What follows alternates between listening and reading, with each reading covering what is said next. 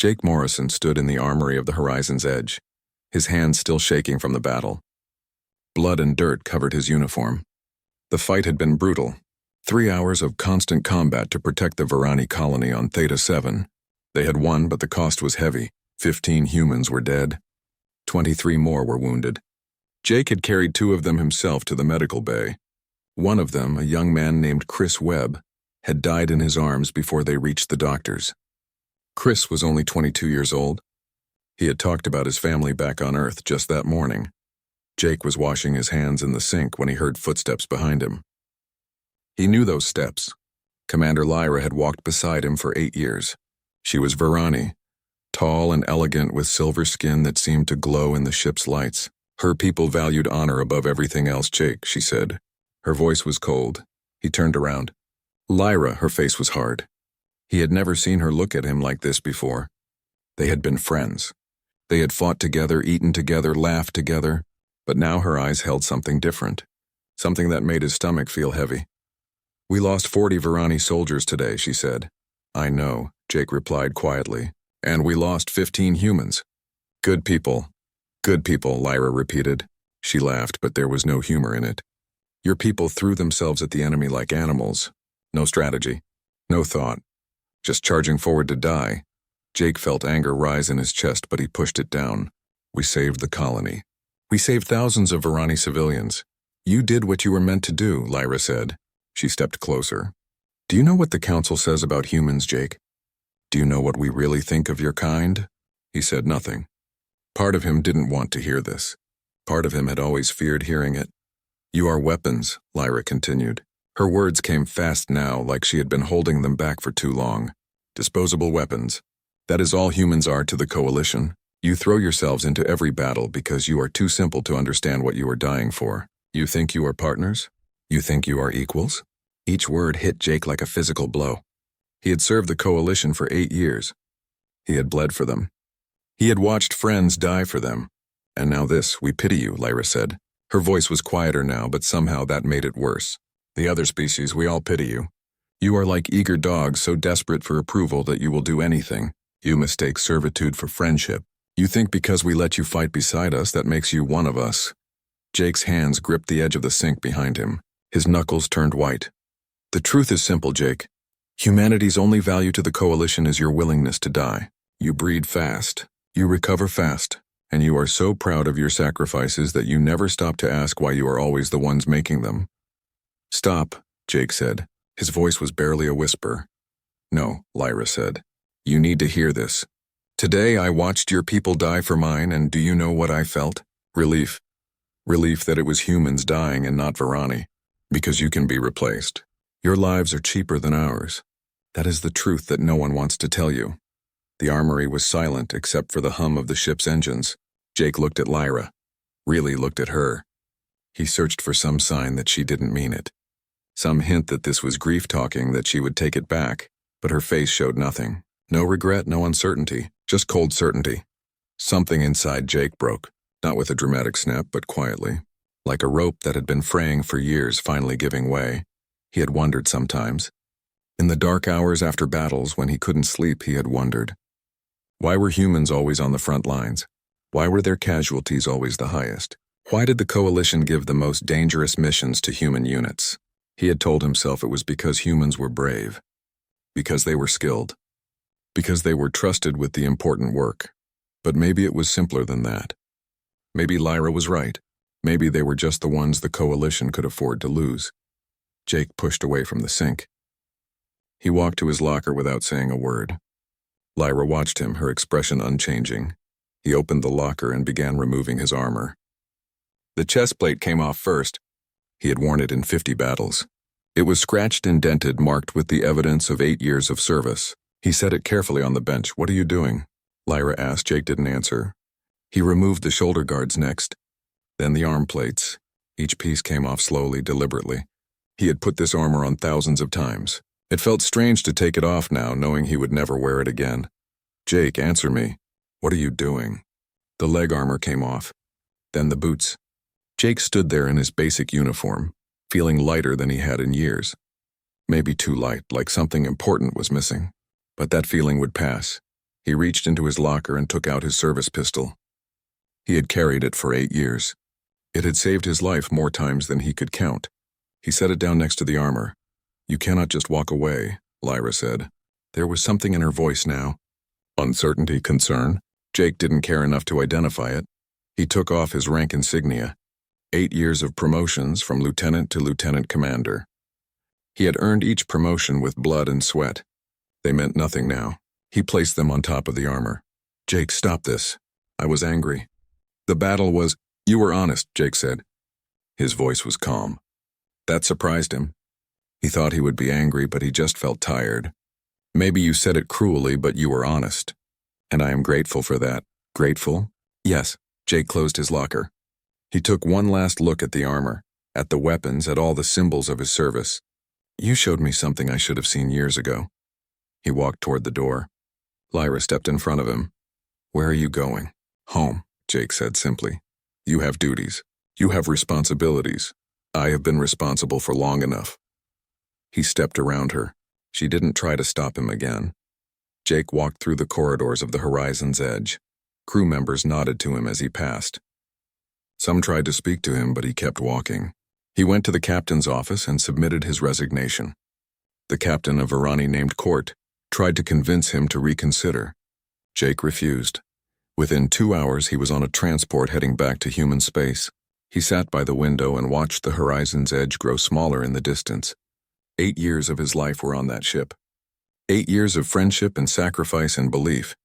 He had believed he was making a difference. He had believed he was protecting something important. He had believed he was respected. Lyra's words echoed in his mind. Disposable weapons. Eager dogs. Lives that are cheaper than ours. Jake closed his eyes. He didn't feel angry anymore. He didn't feel sad. He just felt empty, like someone had reached inside him and removed something essential. The transport jumped to faster than light speed, and the horizon's edge disappeared from view completely. Jake Morrison was going home. The transport docked at New Haven Station 3 days later. Jake stepped off with only a small bag containing his personal belongings. Everything else he had left behind. New Haven had changed. When Jake left 8 years ago, it was barely more than a collection of prefab buildings and hopeful farmers. Now it was a real colony. Tall buildings reached toward the sky. Streets were filled with people and vehicles. The air smelled like growing things instead of recycled oxygen. Jake stood on the landing platform and just looked. He had spent so long in sterile ships and military bases that he had forgotten what a living place looked like. "Jake," he turned. A woman was running toward him, her brown hair flying behind her. Amy. His little sister, except she wasn't little anymore. She was 26 now, a grown woman with confidence in her stride. She crashed into him with a hug that nearly knocked him over. Jake hugged her back, and for the first time in days he felt something other than emptiness. "You didn't tell me you were coming," Amy said, pulling back to look at him. Her smile faded. "What happened?" "You look terrible." "I am fine," Jake said automatically. "Liar." Amy took his bag. "Come on. You are staying with me and you are going to tell me everything." She lived in a small apartment above her medical clinic. It was cramped but comfortable, filled with plants and books. Amy made him sit down and brought him food. Real food, not the processed rations he had eaten on ships. "So?" Amy asked, sitting across from him. "Why are you here?" "I resigned," Jake said. Amy's eyebrows rose. "After 8 years? Just like that?" "Just like that. Why?" Jake picked at his food. How could he explain? How could he tell her that 8 years of his life had been reduced to a single truth? That he was just a disposable weapon? "I needed a change," he said finally. Amy stared at him. She had always been able to read him too well.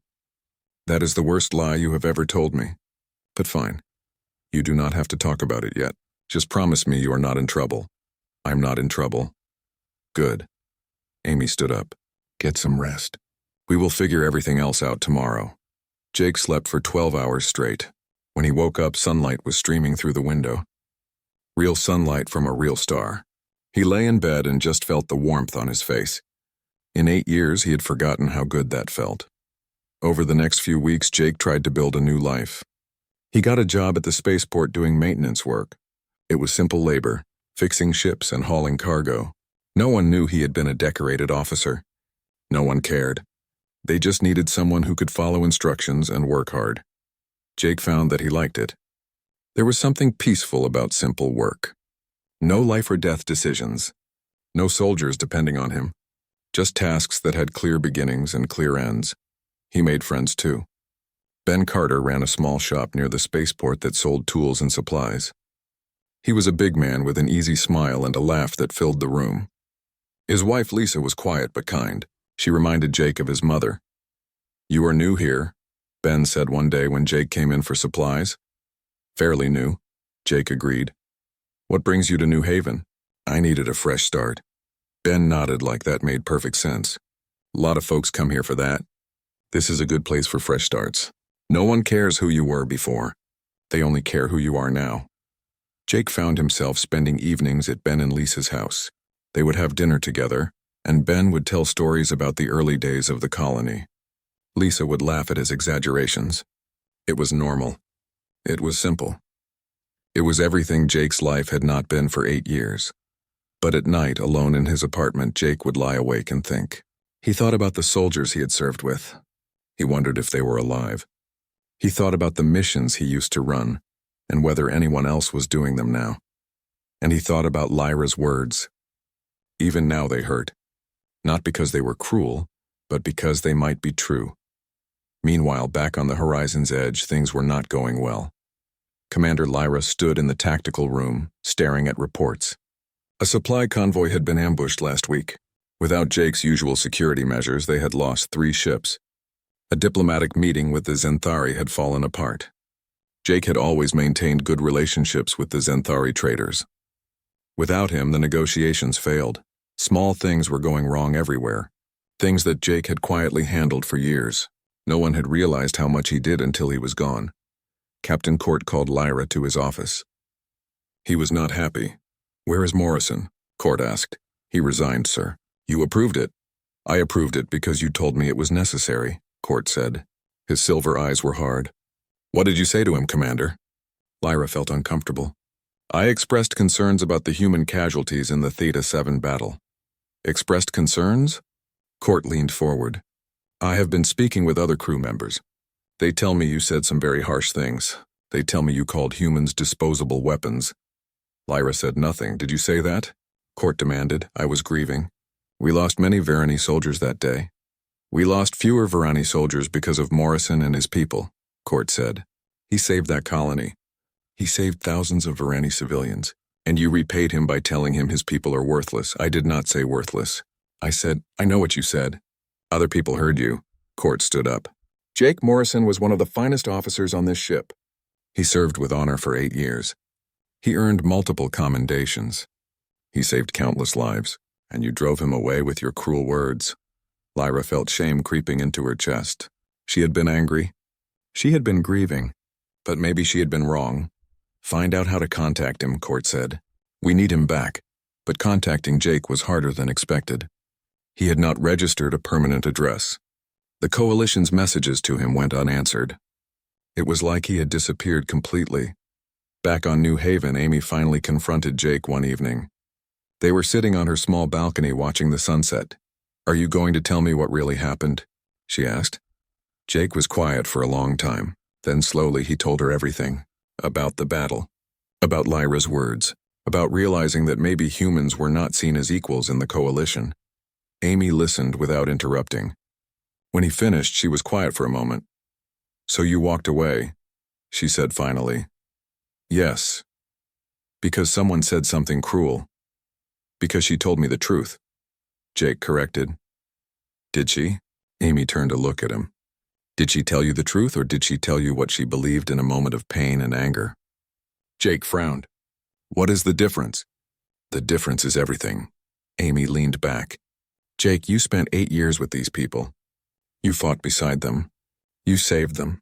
Do you really think all of them see you as disposable?" Lyra said what she said. But Lyra is one person. One person who was hurting and angry and said something terrible. Amy looked at him seriously. "Did any other aliens treat you like you were worthless?" Jake thought about it. Captain Court had always respected him. Tyel, the young Varani soldier he had saved 2 years ago, still sent him messages sometimes. The Zenthari traders had always greeted him warmly. Even Commander Lyra before that day had treated him as a friend. Some people might have thought those things, Amy continued, but I bet most of them did not. I bet most of them saw you as exactly what you were. A good officer and a good person. Maybe, Jake said quietly. You walked away because someone hurt you, Amy said. That is understandable. But make sure you walked away for the right reasons. Do not let one person's anger define how you see yourself. Jake did not answer. He watched the sun sink below the horizon and thought about what his sister had said. On the horizon's edge, Lyra finally managed to get a message through to New Haven. She recorded it carefully, choosing each word. Morrison, this is Commander Lyra. The Coalition requires your consultation on urgent tactical matters. Your expertise is needed. Please respond. It was formal. Cold. Nothing like the friendship they once had. Jake received the message the next day. He read it once, then deleted it. He was done being needed. He was done being useful. He was done being the one who could be relied on to sacrifice everything. He went to work, fixed some ships, and tried not to think about it. The news came 3 weeks after Jake deleted Lyra's message. He was at Ben's shop when the emergency broadcast appeared on every screen in New Haven. This is a Coalition-wide alert. A hostile species designated as the Kraith has entered Coalition space. Multiple worlds are under attack. All citizens should prepare for potential evacuation. Jake stared at the screen. The images showed ships unlike anything he had seen before. They were organic, almost alive, with surfaces that pulsed and shifted. The broadcast showed footage of battles. The Coalition fleet was losing badly. What are those things? Ben asked, his face pale. Jake's military training kicked in automatically. He studied the images, analyzing their tactics. The Kraith fought in swarms, overwhelming their enemies with numbers. They used biological weapons that ate through ship hulls. Traditional Coalition tactics were failing. They are trouble, Jake said quietly. Over the next few days, the news got worse. The Kraith had attacked 6 worlds simultaneously. 3 had already fallen. Coalition forces were in full retreat. Casualties were in the thousands. Jake tried to ignore it. This was not his problem anymore. He had left that life behind. But every night, he found himself watching the news broadcasts, seeing the names of the dead scroll across the screen. Some of those names he recognized, people he had served with, people he had trained, people he had considered friends. Then came the broadcast that changed everything. The Kraith had attacked the Varani homeworld. Lyra was there, leading the defense. Jake watched the footage. The Varani were fighting desperately, but they were outmatched. The Coalition had sent reinforcements, but they would not arrive in time. Analysts on the news said the Varani homeworld might fall within days. Amy found Jake sitting in the dark, staring at his comm device. "You are thinking about going back," she said. It was not a question. "No," Jake said, but it sounded like a lie even to him. "They need you. They made it clear what they think of me, of all humans." One person said that, Amy reminded him. One person who might be dying right now on her homeworld. Jake looked at his sister. "Why do you care? You were never involved in any of this." "Because you care," Amy said simply. "I can see it eating you up. You left because you were hurt, but now you are hurt because you left. That is worse. She was right, and Jake hated that she was right." That night he received another message, but this time it was not from Lyra or Captain Court. It was from Tyle, the young Varani soldier Jake had saved 2 years ago. The message was simple. "Lieutenant Commander Morrison, I hope you found the peace you were looking for. I wanted you to know that what you did for me mattered. When I was wounded and scared, you stayed with me. You told me I would be okay. You were right. I survived because of you. I'm on the homeworld now, helping with the evacuation. Whatever Commander Lyra said to you, please know that not all of us feel that way. You were never just a weapon to me. You were a hero. Thank you for everything."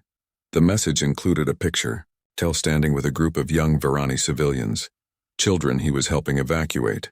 He was smiling, but Jake could see the fear in his eyes. Jake sat with that message for a long time. Then he received another one. And another. Within an hour, he had received 15 messages from different crew members on the horizon's edge. They were not begging him to return. They were just sharing memories. A Zenthari engineer named Cross wrote about how Jake had helped him repair the engines during a critical moment. A human medic named Sarah Lopez wrote about how Jake had always checked on the medical bay staff after battles. A Varani navigator named Senna wrote about how Jake had taught her a human card game during long night shifts. Each message was a small thing, a memory, a moment of kindness. But together they painted a picture that was different from the one Lyra had shown him. Maybe Lyra had been wrong. Or maybe she had been right about some in the coalition, but wrong about all of them. Jake stood up.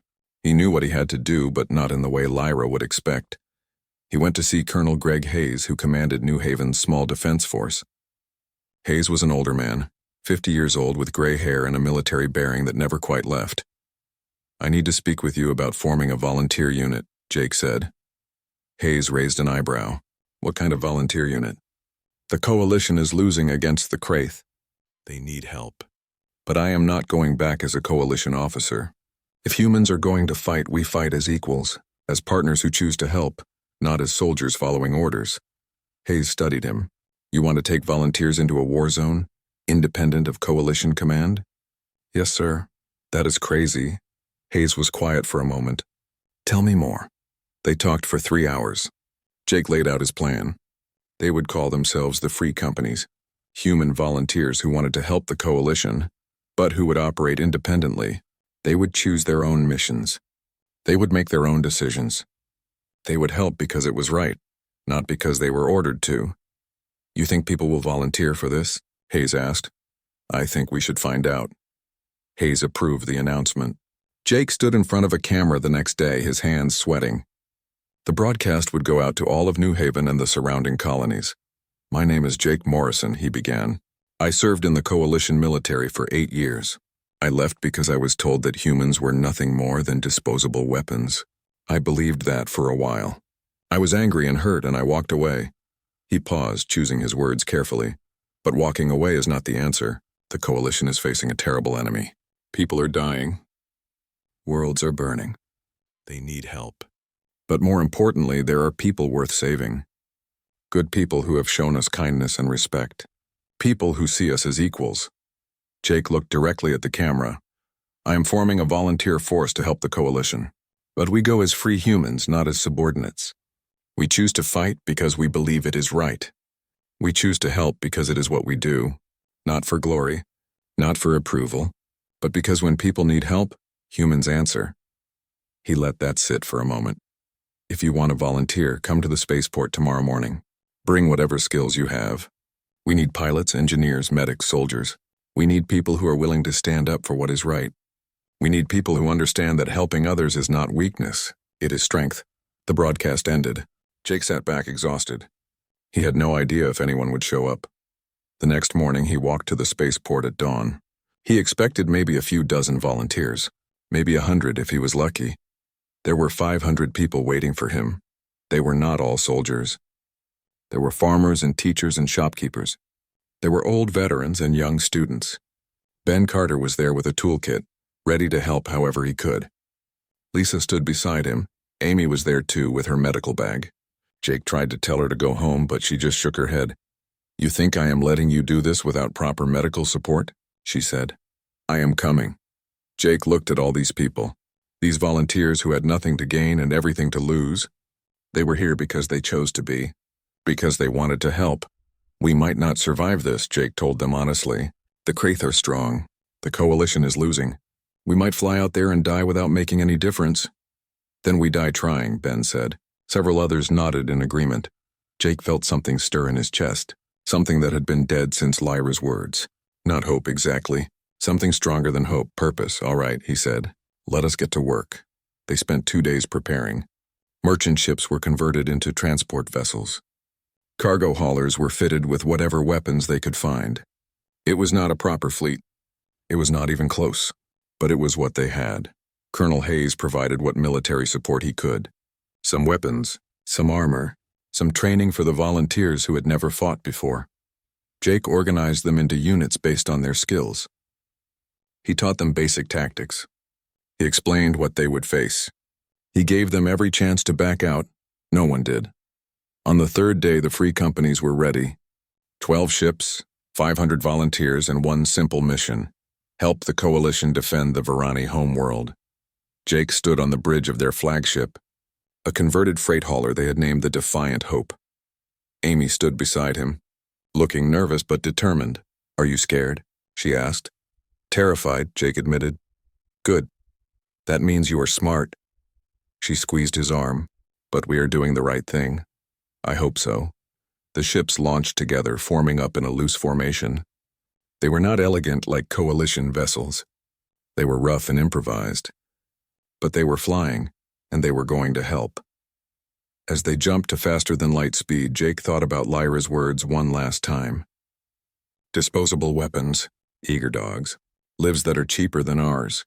Maybe that was what some people thought. But it did not matter anymore. The free companies were not fighting to prove anything. They were fighting because people needed help and humans helped. It was that simple. The journey would take 3 days. 3 days to reach the Varani homeworld. 3 days to find out if they would make any difference at all. The free companies emerged from faster-than-light travel at the edge of the Varani system. What they saw made everyone on the bridge go silent. The Varani homeworld was surrounded by Kraith ships. There were hundreds of them, maybe thousands. They swarmed around the planet like insects, their organic hulls pulsing with sickly light. In the distance, the burning wrecks of coalition ships drifted in the darkness. "Oh no," Amy whispered beside Jake. Jake activated the communications channel. "All ships, this is Morrison. Stay in formation and wait for my signal. Do not engage until I give the order." He switched to a different channel, one he hoped still worked. "Horizon's Edge, this is Lieutenant Commander Jake Morrison of the Free Companies. We are here to help. Please respond." Static. Then a familiar voice, rough with exhaustion. "Morrison? Is that really you?" Captain Court sounded like he had not slept in days. "It is really me, sir. I brought friends. How many ships?" 12, sir. 500 volunteers." There was a long pause. "Jake, we are facing over 3,000 Kraith vessels. You should leave while you can." "Not happening, sir. Tell me where you need us." Another pause. Then Court's voice came back, and Jake could hear the relief in it. "The Kraith have siege engines on the planet's eastern continent. They are preparing to breach our final defensive line. If they break through, the planet falls. We cannot reach them without leaving our other positions vulnerable." Jake studied the tactical display. The siege engines were heavily defended. It would be a suicide run for any large force, but a small, fast group might be able to slip through. "We can handle it," Jake said. "Jake, those engines are protected by 200 Kraith ships. You have 12. Then we will have to be creative." Jake switched to the Free Company's channel. "All ships, listen up. We are going after the siege engines on the eastern continent. This will be dangerous. This will be messy. But we are not coalition military. We do not have to follow their playbook." He outlined his plan. It was risky. It involved using the Kraith's own tactics against them, drawing them out with feints and then hitting them hard where they did not expect it. "You are insane," Ben said over the comm. He was piloting one of the cargo haulers. "I like it." The Free Companies broke formation and dove toward the planet. The Kraith noticed them immediately. Dozens of organic ships peeled away from the main swarm to intercept. "Here they come," Jake said. "All ships execute pattern Delta." The human ships scattered in different directions, making themselves harder to target. The Kraith followed, confused by the unusual tactics. Coalition ships fought in neat formations. These humans flew like they were making it up as they went. Because they were, Jake's ship, the Defiant Hope, led a group of Kraith vessels away from the main force. Behind him, 3 other ships did the same. They were not fighting to win. They were fighting to create chaos. "Ben, now!" Jake shouted into the comm. Ben's cargo hauler, which the Kraith had ignored as not being a threat, suddenly accelerated toward the siege engines. 2 other haulers followed him. The Kraith scrambled to intercept, but they were out of position. Jake spun his ship around and dove back into the fight, targeting the Kraith ships trying to reach Ben. His weapons were not military grade, but they did not need to be. He was not trying to destroy the enemy. He was just trying to slow them down. "Amy, brace yourself," Jake yelled as a Kraith weapon hit their shields. Amy was strapped into a seat behind him, her knuckles white. "I hate space combat." "Everyone hates space combat," Jake replied, dodging another shot. Ben's hauler reached the siege engines. The cargo bay doors opened and dozens of improvised explosives tumbled out. They were not sophisticated. They were just fuel cells rigged to explode. But they worked. The siege engines erupted in flames. The explosion chain reacted through the Kraith defensive line, taking out dozens of organic ships in the process. Target destroyed. Ben whooped over the comm. Holy hell, it actually worked. But the victory came at a cost. 2 of the human ships had been destroyed in the fighting. 40 volunteers gone in a few seconds. Fall back. Jake ordered. Everyone, fall back to the horizon's edge. The remaining Free Company's ships retreated, the Kraith pursuing them. But now the Coalition fleet moved to cover them. The Horizon's Edge and her sister ships opened fire, driving the Kraith back. Jake docked the Defiant Hope in the Horizon's Edge's hangar bay. His hands were shaking. His head hurt. But they had done it. They had actually done it. Captain Court met him in the hangar. The Varani captain looked exhausted, but there was respect in his eyes. That was reckless, Court said. Yes, sir. It was also brilliant. Court clasped Jake's shoulder. Welcome back. I am not back, sir. The Free Companies are independent. We help because we choose to, not because we take orders. Court nodded slowly. I understand. And we are grateful for your choice. Over the next several hours, the tide of battle began to turn. The Free Companies kept hitting the Kraith in unexpected ways. They were too small to win big battles, but they were perfect for creating chaos and exploiting weaknesses. Ben turned out to have a talent for improvised weapons. He and his crew created bombs and traps from whatever materials they could find. Lisa coordinated evacuation efforts, helping get civilians off the planet. Amy worked in the medical bay, treating wounded from both the Coalition and the Free Companies. Jake moved between the ships, coordinating the human vessels with Coalition forces. Not as a subordinate, but as an equal partner, Captain Court consulted with him on tactics. Other Coalition officers started asking for the Free Companies by name. On the 3rd day of fighting, Jake finally saw Lyra. She was on the bridge of the Horizon's Edge, coordinating the defense of the southern continent. She looked thinner than Jake remembered, her silver skin dull with exhaustion. Their eyes met across the bridge. For a moment, neither of them spoke. Then Lyra walked over to him. Jake tensed, not sure what to expect. You came back, Lyra said quietly. I came to help, Jake corrected. That is different, is it? Yes, I am not here because the Coalition ordered me to be. I am here because people needed help. That is what humans do. Lyra looked down. When she spoke again, her voice was barely above a whisper. I was wrong. What I said to you, it was wrong. Jake said nothing. I was grieving. I was angry. But that is no excuse. I said terrible things to you. Things that were not true. Or maybe they were true for some, but not for most of us. Not for me, not really. She looked up at him, and Jake saw tears in her silver eyes. Varani rarely cried. I called you a disposable weapon, but in the past 3 days I have watched your people risk everything to help us. I watched humans die protecting a world that is not even theirs. I watched volunteers, people who had nothing to gain, throw themselves into danger because it was the right thing to do. Lyra's voice broke. You are not weapons. You never were. You are heroes, and I'm sorry I could not see that before. Jake felt the anger that he had carried for weeks start to fade. Not completely. The hurt was still there. But it was getting smaller. Thank you, he said. But I did not come back for an apology. I came back because it was the right thing to do. That is the only reason humans need. Lyra wiped her eyes. Then let me help you do the right thing. Tell me what you need. They worked together for the rest of the day, planning coordinated strikes against the Kraith. It was not like before. There was a distance now, a formality. But there was also respect. Real respect, earned and given freely. On the 5th day, Coalition reinforcements finally arrived. 3 full fleets jumped into the system. Their arrival timed perfectly with a coordinated attack by the Free Companies and the Horizon's Edge. The Kraith, unable to handle attacks from multiple directions, began to retreat. It was not a complete victory. The enemy would regroup and attack again. But for now, the Varani homeworld was safe. Jake stood in the hangar bay of the Defiant Hope, watching the last of the wounded being transferred to medical ships. They had lost 6 ships and 170 volunteers.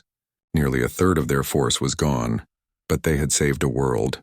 They had made a difference, and they had done it as free humans, not as disposable soldiers. Ben found him there, a bandage wrapped around his head from a close call during the fighting. What happens now? Ben asked. Now we go home, Jake said. We rest, we rebuild, and if someone needs help again, we answer. But on our terms. Sounds good to me. Ben smiled. Though I think I will stick to selling tools from now on. This fighting stuff is exhausting. Jake laughed. It felt good to laugh. Captain Court sent a formal message to the free companies that evening. The coalition wanted to recognize them as an independent allied force. They would not be part of the military.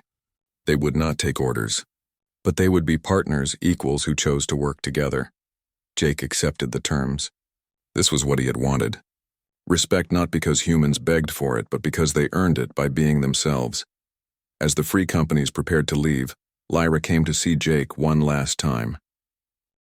Lyra stood at the entrance to the Defiant Hope's hangar bay, looking uncertain.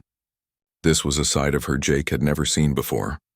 Commander Lyra had always been confident, almost arrogant. Now she looked like someone who had lost something important and was not sure how to get it back. "Permission to come aboard?" she asked formally. Jake nodded. "Come in." She walked up the ramp slowly, her silver eyes taking in the ship.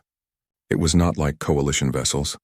Everything was improvised, patched together from whatever the colonists could find. But it had saved lives. It had made a difference. "I wanted to speak with you before you left," Lyra said. "All right." They stood there in silence for a moment. Outside, crews were loading supplies and preparing the free companies for departure. Jake could hear Ben shouting instructions to someone about proper cargo securing. He could hear Amy talking to one of the wounded volunteers, her voice calm and reassuring. "I removed my rank insignia," Lyra said suddenly. She held out her hand. The small metal symbols of her command sat in her palm. "I wanted you to see. I wanted you to understand that I am not speaking as Commander Lyra. I am speaking as just Lyra, the person who was your friend before I said those terrible things." Jake looked at the insignia, then at her face. "Why?" "Because everything I said to you that day in the armory I said from a position of authority. I used my rank to hurt you, to make you feel small. That was wrong." She closed her fist around the insignia. "But this apology is not from a commander to a soldier. It is from one person to another." She met his eyes directly. "I was wrong about humans. I was wrong about you. I was wrong about everything. And I am deeply, truly sorry." Jake had imagined this moment many times over the past weeks. He had imagined being angry, rejecting her apology, making her feel the way she made him feel. But now that it was happening, he just felt tired. "I accept your apology," he said, "but things cannot go back to the way they were." "I know," Lyra said quietly. "I broke something that cannot be easily fixed. Maybe it cannot be fixed at all." "Maybe," Jake agreed, "but maybe that is okay. Maybe things needed to break so they could be rebuilt better." Lyra looked at him with something like hope. "Better how?" "Before I was a coalition officer, I followed orders. I did what I was told because I thought that was how I earned respect. But respect that you have to earn by diminishing yourself is not real respect." Jake gestured to the ship around them, to the volunteers working outside. "The free companies do not follow orders. They choose to help. They choose to fight, and because of that, the respect they get is real. It is based on choice, not obligation." "You are saying humans will not serve in the coalition anymore?" Lyra asked. "I am saying humans will not serve under the coalition anymore. We will work with you as partners, as equals, not as soldiers who take orders, but as allies who make our own decisions." Lyra nodded slowly. "That is fair. That is more than fair. It is what should have been from the beginning." "Yes," Jake said. "It is." They stood in silence again, but this time it was not uncomfortable. It was the silence of two people who understood each other better than they had before. "Will you ever come back to the horizon's edge?" Lyra asked. "Maybe, if we are working together on something, but I will not be rejoining the crew." Jake smiled slightly. "I have a new job now, leading people who choose to be led. It is harder than taking orders, but it is better." "I believe that," Lyra said. She held out her hand. "Then let me say this. The free companies are always welcome in coalition space. You are allies. You are partners. And you are friends if you still want to be."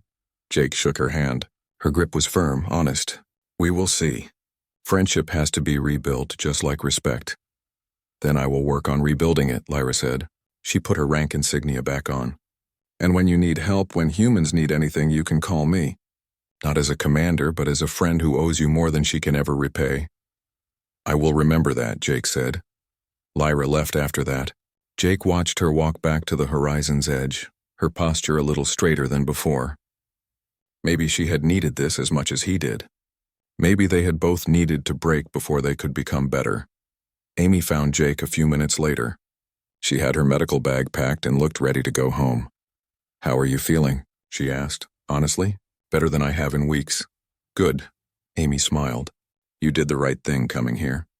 Not for them. For you." "Maybe I did it for both," Jake said. "Maybe that is okay too." They boarded the Defiant Hope along with the rest of the crew. Ben was already at the controls, running through the pre-flight checklist. Lisa sat beside him looking relieved that the fighting was over. "Everyone ready?" Ben called out. A chorus of affirmatives came from throughout the ship. The free companies were ready to go home. As the ships began to launch, Jake stood at a window and looked back at the Varani homeworld. It was a beautiful planet, with blue oceans and green continents. Millions of people lived there, people who were alive because volunteers had chosen to help. "What are you thinking about?" Amy asked, coming to stand beside him. "I am thinking about what you said before I left New Haven, about walking away for the right reasons." "And did you?" "I walked away because I was hurt. That was not the right reason. But I came back for the right reason. I came back because people needed help and because I chose to give it." Jake looked at his sister. "That makes all the difference." The Defiant Hope jumped to faster than light speed, and the Varani homeworld disappeared behind them. The journey back to New Haven took 4 days.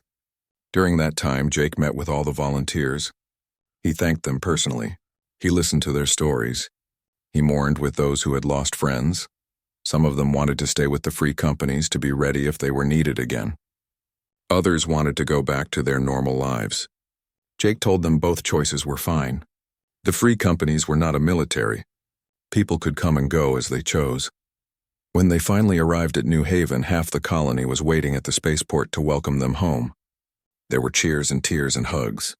Families reunited, friends embraced. It was messy and emotional and perfect. Colonel Hayes met Jake at the landing platform. "You did good, Morrison." "We all did good, sir." The coalition sent a formal message.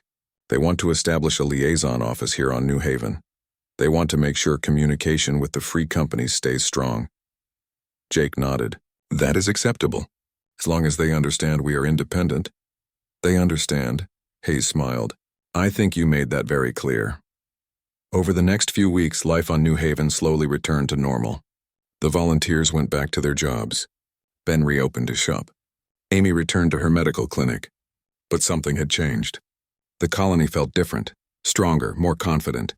Humans had proven something not just to the coalition but to themselves. They had proven that they did not need to follow others to matter. They could lead. They could choose. They could be partners, not subordinates. Jake kept the free companies together as a volunteer organization. They trained once a week just to stay sharp. They built better ships, better weapons, better equipment, not because they expected to fight again, but because they wanted to be ready if they were needed. He also kept the armor he had taken off in the armory of the horizon's edge.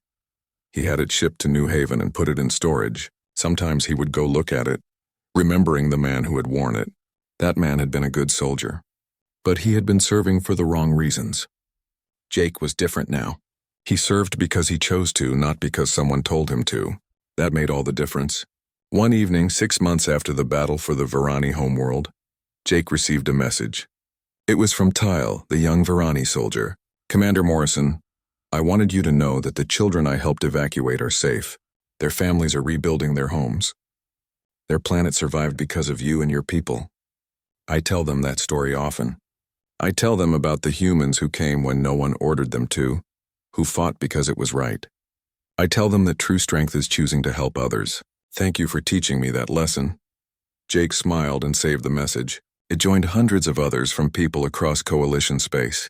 Messages of gratitude, messages of respect, messages that proved Lyra had been wrong. Humans were not disposable weapons. They never had been. They were people who chose to help others, who chose to stand up for what was right, who chose to be better than the worst things said about them.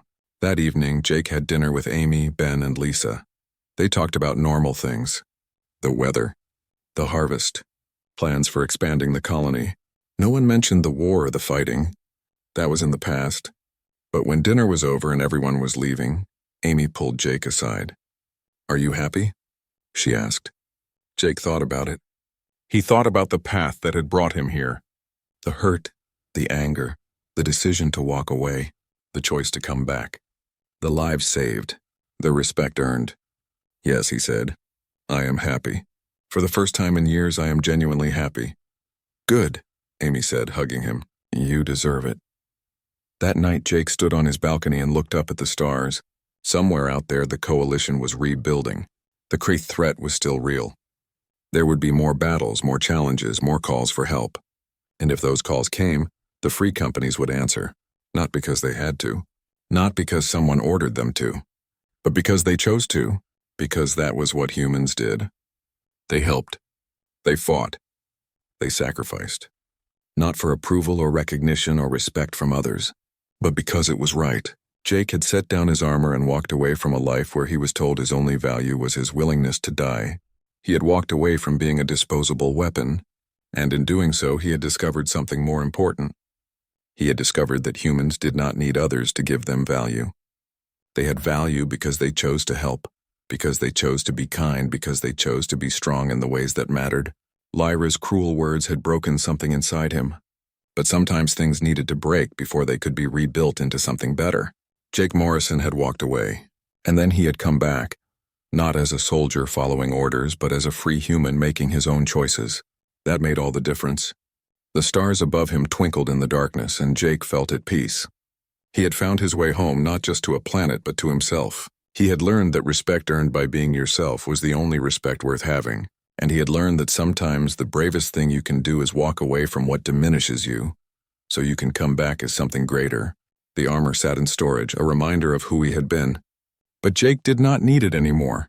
He had found a better armor, one made of choice and dignity and self-respect, and that armor could never be taken off. It could never be set down, because it was part of who he was now, a human who chose his own path, a leader who served by choice, a person who proved that the greatest strength was not in fighting for others' approval, but in fighting for what you believed in.